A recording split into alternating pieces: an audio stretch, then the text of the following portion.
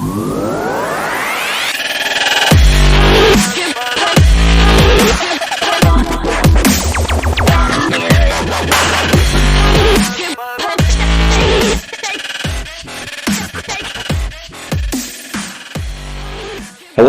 and welcome to Reality Remix, the podcast, episode 2. I'm your host, Dale Jensen, and an item in the news that you might have missed from a week ago is liberal actor Alec Baldwin kills a film crew member and injures another with a prop gun. I'm guessing that this might not have happened if Baldwin was a trained gun owner who knew to never point a gun at anyone you don't intend to shoot. Sort of NRA 101. Let's open up Reality Remix. If you like what you hear, please consider subscribing with the notification bell on. That way you'll know when we've posted new content. It doesn't cost anything, and it will really help out the channel, so thank you in advance. With me in the studio for this show are Dennis from Ohio. Hi there, Dale. The Alex Baldwin thing last week, isn't he a gun rights or gun protest activist, and he doesn't like guns, so why would he not treat a gun, that it was loaded or not? Why wouldn't he treat it as a deadly weapon and even point it at anyone? Who's to say?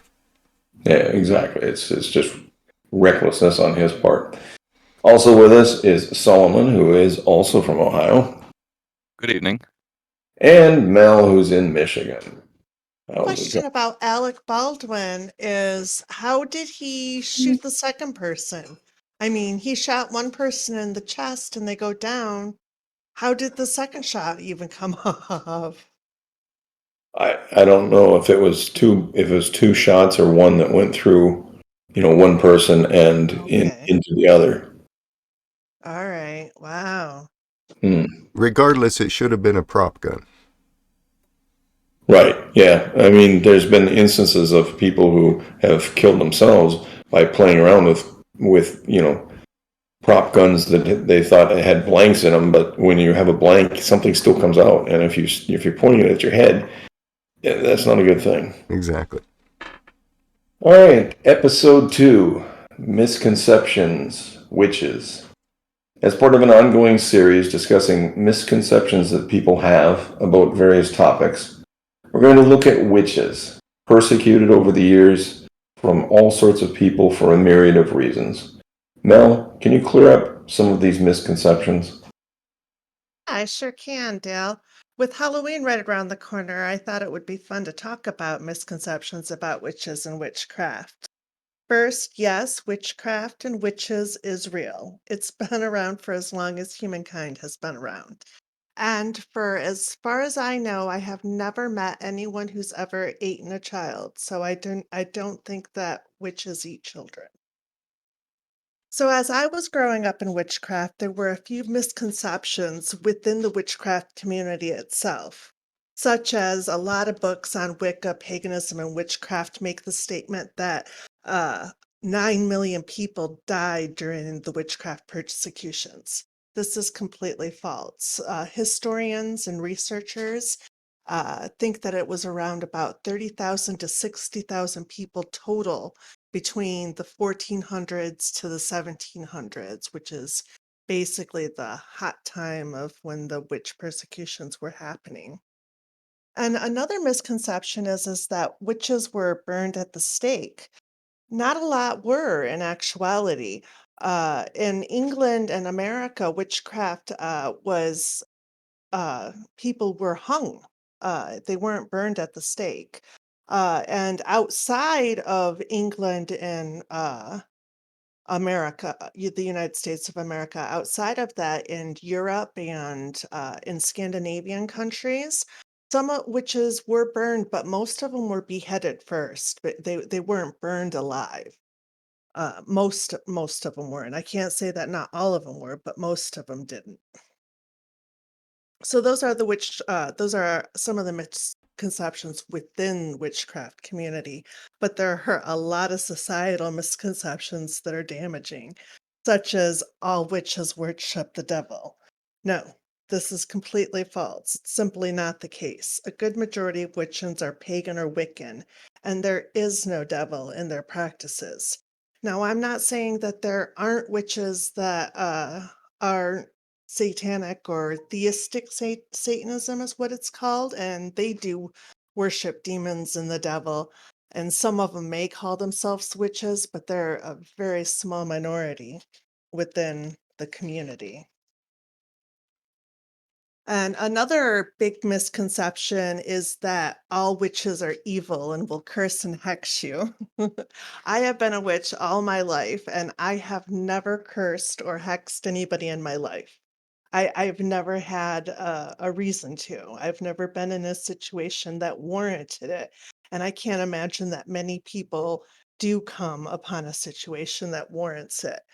So, but I mean, hexes and curses are real, and we learn about in when I was growing up, we learned about the evil eye and about how intentions are bad intentions can cause bad things to happen to people. So you always look at people with good intentions and stuff like that. So there's a lot of ethics and spiritual contemplation that goes on in witchcraft, but witchcraft isn't a religion either, and that's a big misconception about witchcraft is that it's a religion. It's not. It's a practice. You can be a Christian witch, a Jewish witch, a Muslim witch, a pagan witch, atheist witch. You can be any kind of religion and still practice witchcraft. So, what do you guys think about these misconceptions about witchcraft? Um, Well, Go ahead, Solomon. I just wanted to say right off the bat, just the term witchcraft, it is a craft. It's not a religion. It's a practice. Like just the term itself is already all inclusive. Yeah, and another misconception that a lot of people have is that all witches are women, and this isn't true. Witch is a gender neutral term, and I know plenty of male witches, and throughout my lifetime. I thought I thought a male witch was a warlock. Is that a different thing entirely? Well, warlock and the witchcraft community, warlock has negative connotations to it because it means oath breaker. Uh, War warlock does. Well, Um, wouldn't it be like a witch, whether male or female, is a level of standing, and then after you're a master witch, you can elevate and get a different title? No, no, that No. that's something that happens. That's something that sounds a lot like what happens in Wicca. There's different degrees of priesthood. There's first degree, second degree, and third degree uh, Wiccan priesthood. And it's just different levels of knowledge. Like I know once you get to the third degree, you start dabbling in remote viewing and astral projecting and trying to slip between the dimensions and see the afterlife and the other worlds and stuff like that. So it's somewhat akin to masonry, where you have a 23rd level mason and a 33 level mason. Is that a related religion there, or a related craft? No, I don't think so. And I don't hear a lot about masonry being compared to paganism. Yeah. Okay. So So masonry is more of a religion than a craft, right? I think so. so, what's the difference between Wicca and witchcraft? Well, Wiccan is a religion that practices witchcraft, but not all witches are Wiccan. Uh, You can be a Celtic pagan and still practice witchcraft, but uh, Wicca is a religion. It was started by Gerald Gardner back in the 1940s, 1950s, and it's based on what we know, which is very little about ancient Celtic practices specifically. It was based upon, and and they call themselves a witchcraft tradition because they use witchcraft in their religion. So is there like a sense of not really competition, but um, you don't align yourself with them because you're not into the religion aspect of it? No, I didn't agree. I studied Wicca and I would have considered myself a Wiccan for a good 10 years. It's a beautiful religion. I just don't agree with some of their ideas on karma. They believe they don't believe in the Eastern philosophy of karma. They really took karma and bastardized it really badly. So I don't agree with their concept of karma. Of the threefold law, I've been practicing magic and witchcraft and journaling for decades now, and I've never seen a spell come back to me 3 times good or 10 times good or multiple good. And I've never had anything come back to me badly, 3 times bad or anything like that. So I see no evidence of that actually existing. Like there's some cosmic force that says, "Ooh, you cast a hexing spell, you're going to get it 3 times bad," or let's say it's so bad it gets you 10 times bad. I've never seen that come to pass. Hmm. So I. I just generally moved on to Celtic paganism, more druidry and stuff like that. So where do you think the stigma has come from that's against witchcraft? That, obviously there's a lot of Uh, Christianity involved. I think that a woman empowered is a scary thing, you It know. kind of is. And really witchcraft and Wicca and paganism is really feminine centered and it's goddess worship uh that's I think that's scary. And even back when people were being persecuted as witches, most 99% of those people weren't witches at all. They were just women who made somebody angry. They were widow landowners, and uh the neighbor coveted her land, and so he accused her of witchcraft. And Yeah, but once you made that accusation, it kind of stuck back in the day. I mean, you could have the least trivialist bit of evidence and say, oh, a candle tipped over while she was in the room and she's a witch then, right. you know?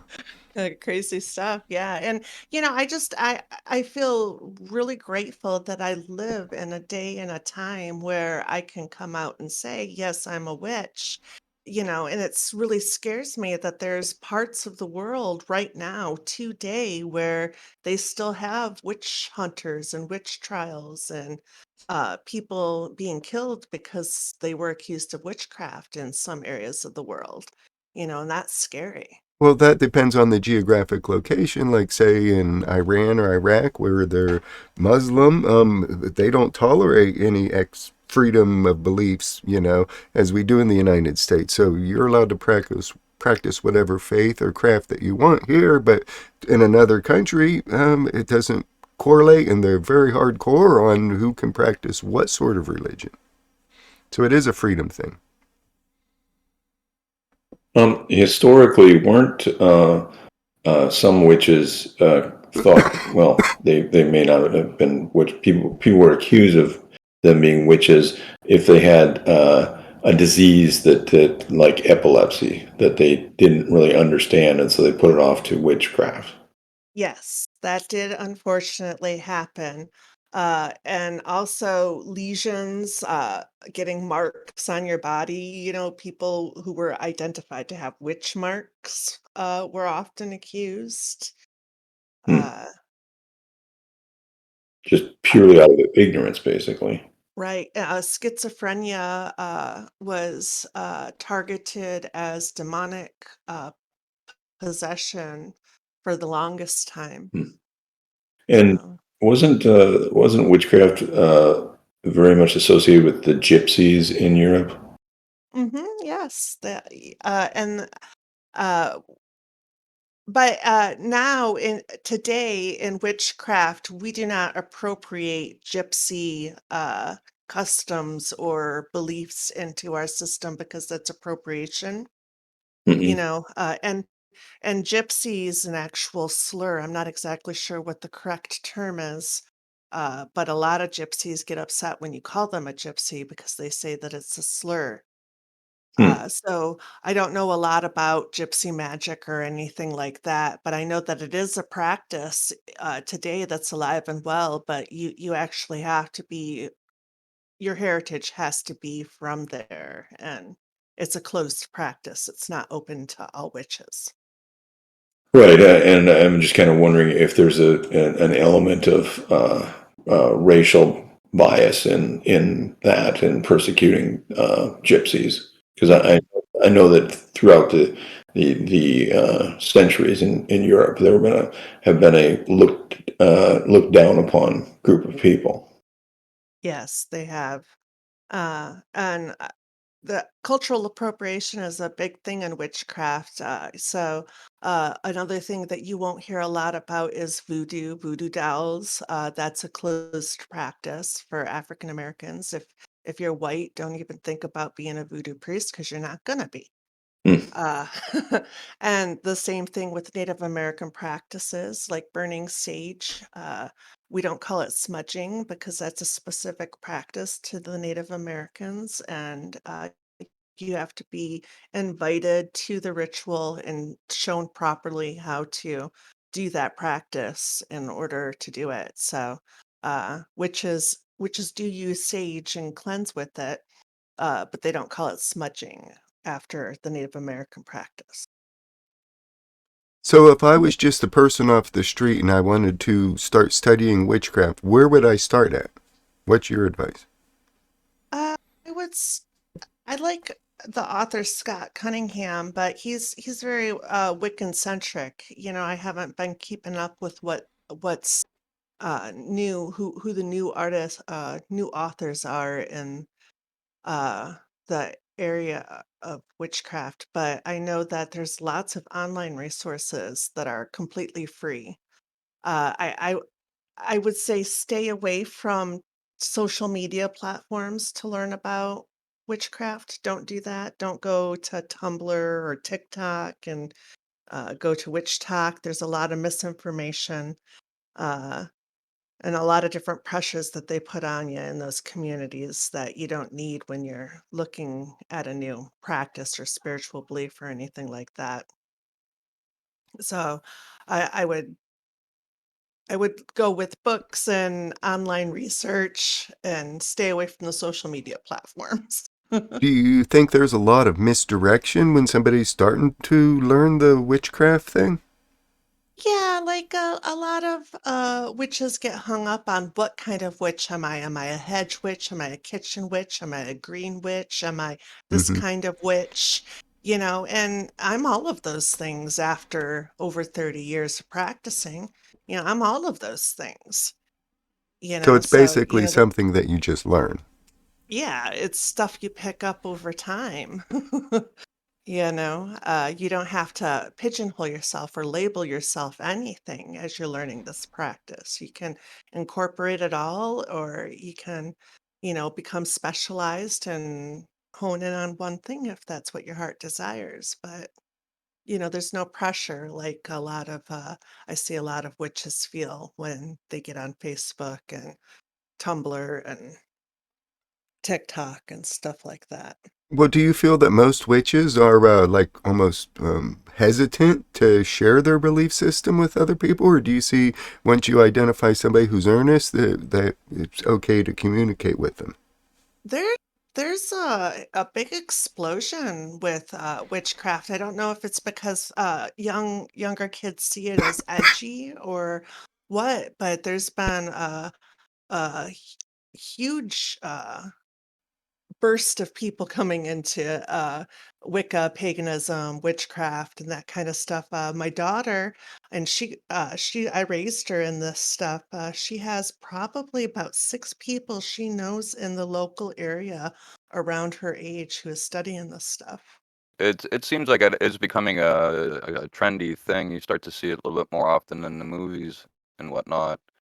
Now, you were saying, being online is a good way to find out information, but staying away from social media. Is that because of maybe like regurgitated and misunderstood and like information, maybe not learning the practice as it should be learned.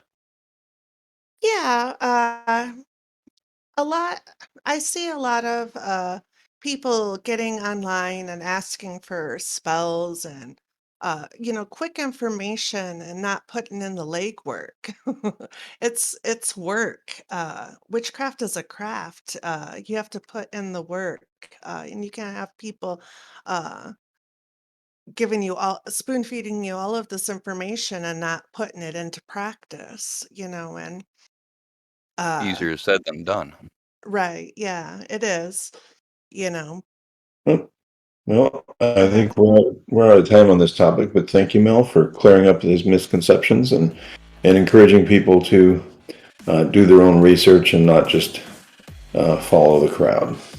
Thank you for listening to this episode of Reality Remix. And again, if you like what you've heard, please consider subscribing with the notifications turned on.